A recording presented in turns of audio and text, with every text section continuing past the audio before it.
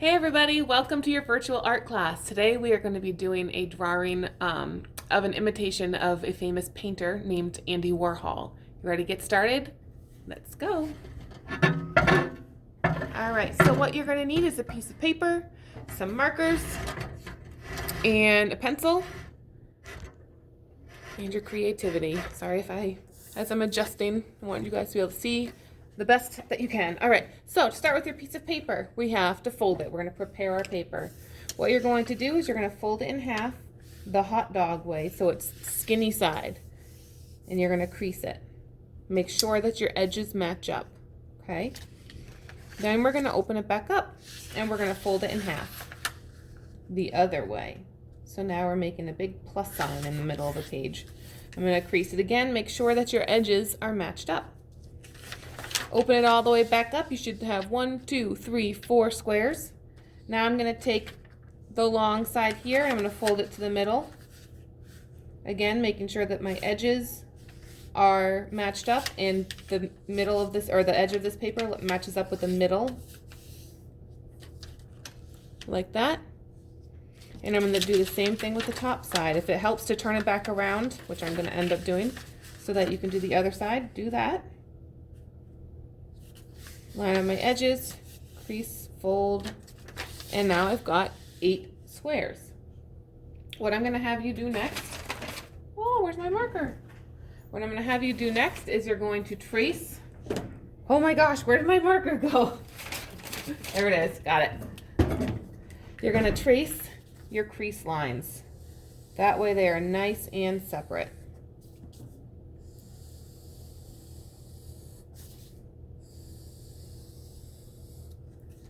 All right. Next, you have to come up with your subject. So I'm going to bring you back up to my level. Hey. So what I mean by subject is what topic, main idea you want to have in the middle of your page.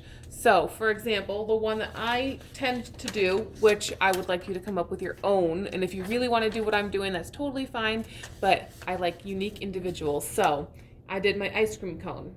So if you notice, there's the background that counts as 1 space, the cone is 2 space, the bottom ice cream is 3 space, the top ice cream is 4 space, and the cherry is 5 spaces that we have to end up coloring in. When you're doing your main idea, your topic, your subject, make sure that you don't have a crazy amount of detail, because each of those spaces, each of these here, have to be colored in a different color. So the more you have, the more difficult it's going to be. My suggestion is to not go over 6 spaces that you have in there. So if you think about a car, the car has the background is 1. The wheels you can count as 1. Even if there are 2 wheels, you can each have each of them the same color. The body of the car is 3. The windows are 4. And that should do it, right? So that would be a good one to do. You could also do a couple of hearts. So you can do maybe 5 hearts in that space here. So if I were to do 5 hearts in that space, maybe you space them out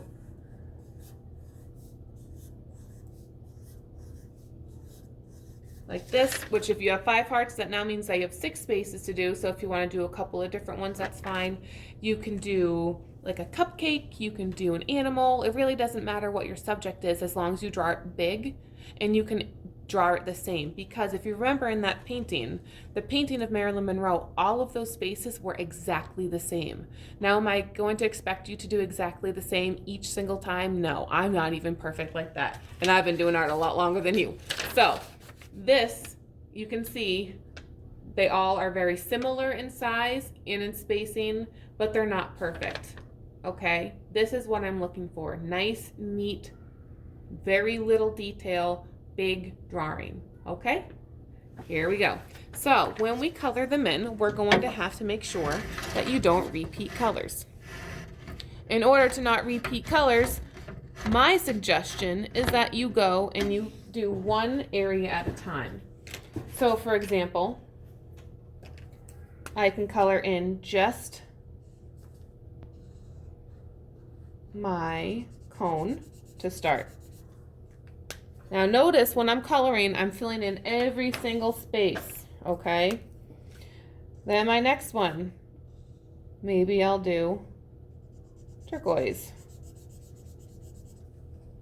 And my next one, I'll do purple. So these do not have to be realistic colors.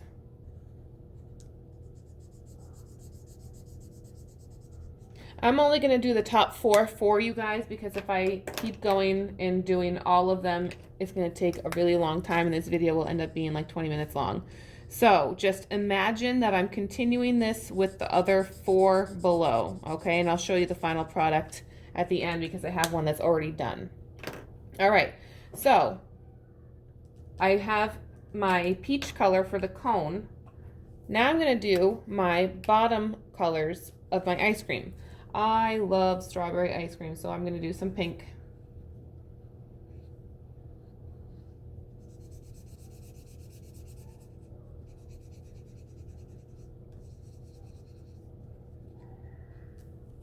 And then now, because I did pink here, I can't do pink ever again on that bottom ice cream cone. Maybe I will do lime green because pistachio is also one of my favorites. What's your favorite ice cream? I'm always curious to know. So many favorite flavors. And then my top cherry, I'm just going to do red. So these are going to be my normal colors. Now my next ice cream for the next bottom color, since I can't repeat the pink, I have to choose a different color. I already used turquoise here, so I can't use turquoise again here. I might do purple, like a black raspberry. Which, coincidentally, is also another favorite of mine.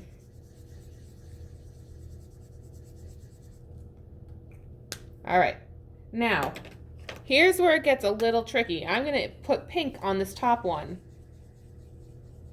Why am I allowed to put pink on this top one? Because this is a separate part of the picture than this, right? This is one space, this is a totally different space. These are the same spaces, these are different spaces. So because I don't have pink up here yet, in any of my other ones, I can use the pink here. And also, make sure that you are filling in your backgrounds too. I kind of forgot about that. So my next one here, I'll do the backgrounds last just so I can keep on moving with how I'm doing it here. So maybe now I'm gonna do this one, like vanilla, which is not one of my favorites. It's more like a French vanilla color, which is even worse than vanilla. And maybe some chocolate on top. Are you guys getting the idea? Really, really trying to not repeat colors in that square or in other places in other squares. So this section, each of these have to be a different color every time. Each of these have to be a different color every time. So you cannot repeat the same color in the square or the same color in the same area. All right, next, let's see, my cherry. Let's do a blue cherry. And since I already have blue out, we're gonna do blue on the bottom. Now I am a quick colorer, so I've been doing this a while. I want you guys to go much slower and take your time. Notice that there's no scribbling or going out of the lines happening when I'm coloring. And then we'll do red.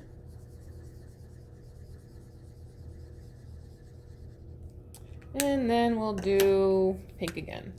All right, so now for the backgrounds. So I didn't repeat any colors, right? You guys be my eyes, make sure I'm not cheating. All right, so I can do this background pink.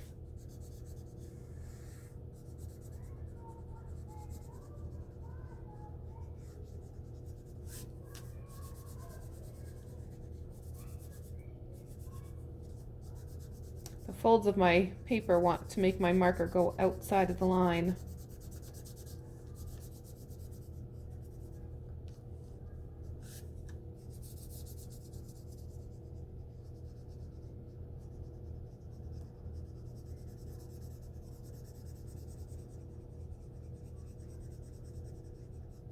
All right, so now I'm going to choose another background color. Can't do red here, can't do red here, but I can do red here.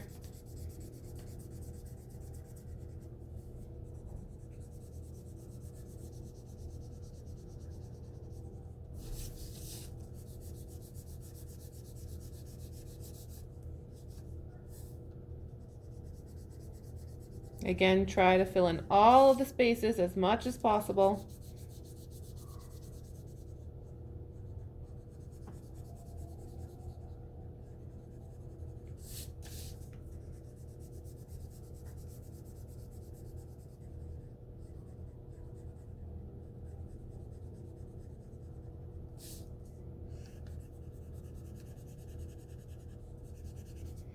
And then maybe I would choose blue for this one, and I'll do the same thing. I'm not going to waste your time by filling it all in. You guys have already watched me color in 2 of them.